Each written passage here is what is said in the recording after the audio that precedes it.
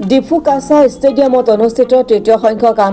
MAh cup football চূড়ান্ত প্ৰতিযোগিতাৰ সফল সামৰণি মুখ্য অতিথি কাৰ্বি পৰিষদৰ চিএম ডক্টৰ তুলিৰাম ৰংহাংসহ অসম বিধানসভাৰ উপাধ্যক্ষ ডাক্তৰ নুমল মমিনৰ লগতে সাংসদ অমৰ সিং টিছৌ উপস্থিত থাকে জিলাখনৰ খেলৰ সাংস্কৃতিক বিশ্ব দৰবাৰত জিলিকাবলৈ কাৰ্বি আংলং স্বায়ত্তশাসিত পৰিষদৰ অধীনত ২৬টা পৰিষদীয় সমষ্টিৰ মাজত খেলখন অনুষ্ঠিত হয়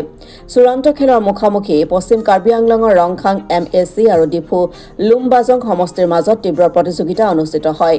অন্তত লুমবাজং এমএচি দলে নিৰ্ধাৰিত সময়ত এক গল দি বিজয়ী হয়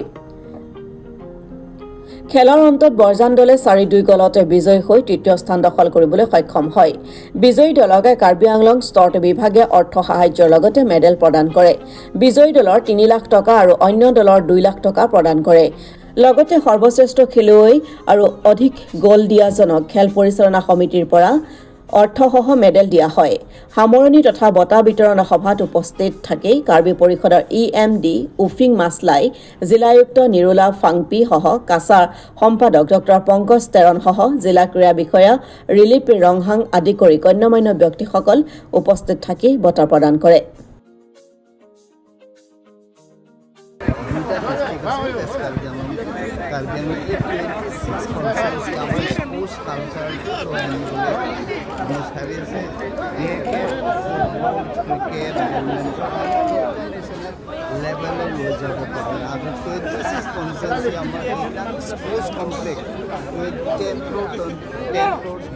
বনাই দিয়া আছে আৰু ৰিচেণ্টলি আমি in the month of December it is a good news for the people of Mandavia, Union Minister of Youth Affairs and Sports. তেখেতে কৈছে যে তিনিটা ভাল চেণ্ট্ৰেল স্কিম দিয়া হ'ব ইয়াতে it is A gift 2025 expect কৰিছোঁ ইয়াতে মানে ভাল তিনিটা স্কিম চেণ্ট্ৰেল গভৰ্ণমেণ্ট ফালৰ পৰা দিয়া হ'ব